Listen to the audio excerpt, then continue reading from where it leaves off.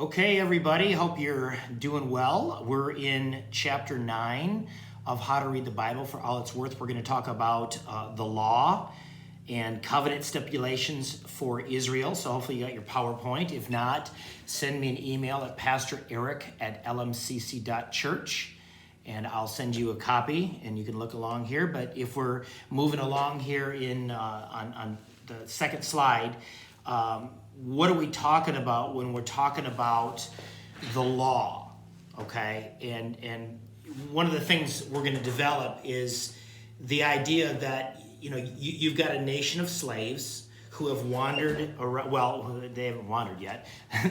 They've been in Egypt for 400 years. They've been slaves. And then suddenly they've been set free by the Lord. And God is trying to basically forge within them the character of a people, and actually what I would consider nascent nationhood, right? An early form of nationhood. How do you do that? Well, that's what the purpose of the law is. How do we live together with one another without killing each other? I mean, I realize that sounds a little crass, but that's kind of what you're trying to do here. You've got some upwards of about 2 million people wandering around in a wilderness, being led to a promised land. And once they get there, how do we live, right? How do we live with one another? How do we organize our lives? How do we center our lives? To what means do we do those types of things? And that's what the law is all about. So when you're talking about the law, you're talking about, essentially what is in Genesis, Exodus, Leviticus, Numbers, and Deuteronomy. And we're going to talk about that in this section. So if you're on slide number 2, they say, along with Genesis, the 3 defining narratives of Israel as a people are found in Exodus, talking about the miraculous deliverance from slavery in Egypt, the return of the presence of God as distinguishing his people from all other peoples, and then God's reconstituting them as a people for his name at the foot of Mount Sinai. All right, that's what you're establishing here in the idea of the law, okay? If you go on to slide number 3, again, they're developing in specifics what I just shared, but how were people who for hundreds of years had only known slavery and Egyptian culture, okay? How do you become a totally new people on the face of the earth? How do you reconstitute a people? Okay, they had to be formed into an army of warriors to conquer the promised land, right? To drive out all of the ites, right? The Canaanites, the Jebusites, the Perizzites, the Amalekites, okay? All of these nations in whom, in Genesis 15, when God spoke to Abraham and was telling him about the promised land he was to inherit, he said, listen, it's not yours yet, because the sin of the Amorites had not become full. It has not reached a place where they were beyond, if you will, redemption, right? They'd become so paganized. These people had become so perverted that the only way to cleanse a people and to cleanse the land was to basically remove them from the land, okay? So the Israelites had to be formed into a nation, into a group of warriors that had to conquer them. Okay, they had to be forged into a community that was able to live together in that land. All right, they had to know how to be God's people. How do you live with God, a holy God? How can an unholy people live with a holy God? How can an unholy people approach a holy God? And how can we live with one another? Right, and then they had to shed the culture of Egypt and not adopt the culture of the Canaanites in the Promised Land. Lots going on here. And that's what the law was attempting to establish within the people, right? And then also, if it was not tough enough, right, dealing with people that had a slave mentality, being 400 years as slaves, they had to deal with the rapid assimilation of large numbers of non-Israelites into the peoples of Israel, not just ethnically, but religiously, okay? And the term I would call this is, how do you disciple a nation? How do Jesus talks about this in the Great Commission in Matthew 28, where we're called to preach the gospel to all creatures, teaching them to obey, discipling all nations, and teaching them to obey. If you want to see a model for what discipling a nation looks like, you have to look no further than the nation of Israel as it was developed as they entered the promised land and as the delivery of the law was given to them. You were discipling a nation, a group of people in the ways of the Lord, okay? And if you go to slide number 4, you can see that again. The role of the law in Israel's history is God's gift to his people to establish the ways in which they were to live in community with one another and to provide for their relationship and their worship of Yahweh, their God, okay? Boundaries, relationships with culture, okay? I'm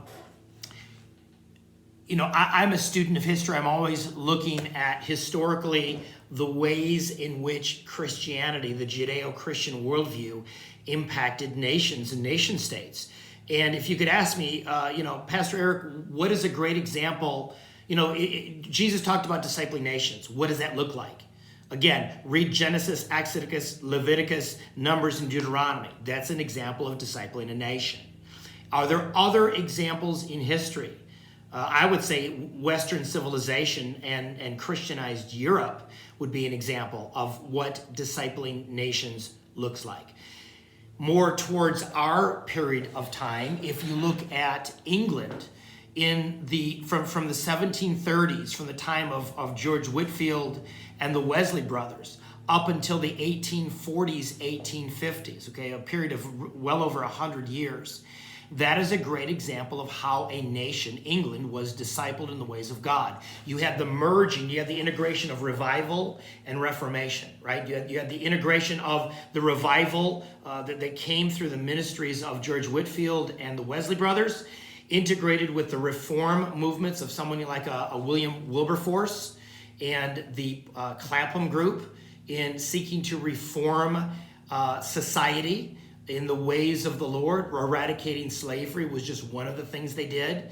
The prevention of cruelty of animals was another thing that they did.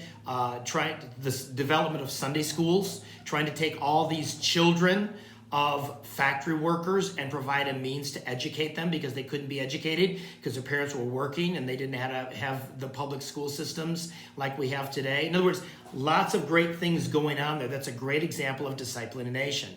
If you want to read a great book that talks about that, it really had a profound impact upon me. Read Herbert Schlossberg's book called The Silent Revolution and the Remaking of Victorian England. Great book.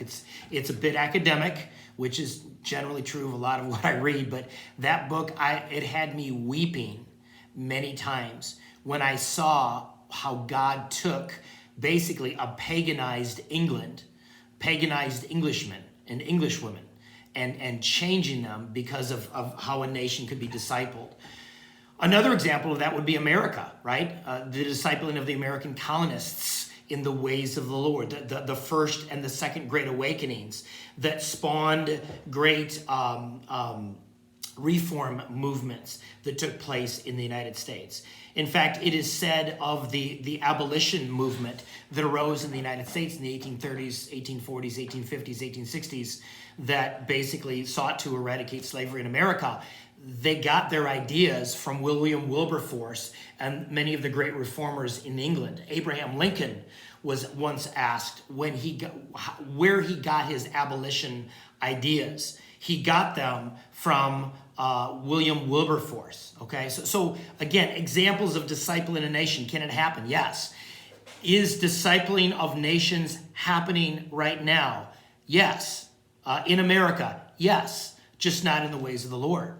Right? Is America being discipled? Sure it is. America is being discipled by the sexual revolution. America is being discipled by what I consider neo-Marxism. All of these identity groups, identity politics, all these oppressed groups trying to take power in systems of government or in society, trying to take over segments of our culture. In other words, if Christians don't disciple nations, nations will be discipled nonetheless. And we have to be mindful of that. We've got to be mindful of that. So we've got to get busy, church, to be about that. So again, I'm kind of diverting a little bit or digressing a little bit from this chapter. But again, it's important. As we're talking about the law, don't think, the Old Testament law, don't think it's a sterile exercise. Don't think it's one of those, oh, I'm bored, let's get to more cool stuff, okay? To me, this is very cool stuff. This is rubber meets the road stuff that deals with what types of ideas, what types of laws, what types of principles, if they are embedded in a nation, lead to the greatest degree of human flourishing. That's what the Old Testament law is, and this is no less relevant for us today that we need to be aware of, okay? And so that's what we're going to be talking about in this chapter. So I'm going to conclude here, and we'll move on with slide number 5.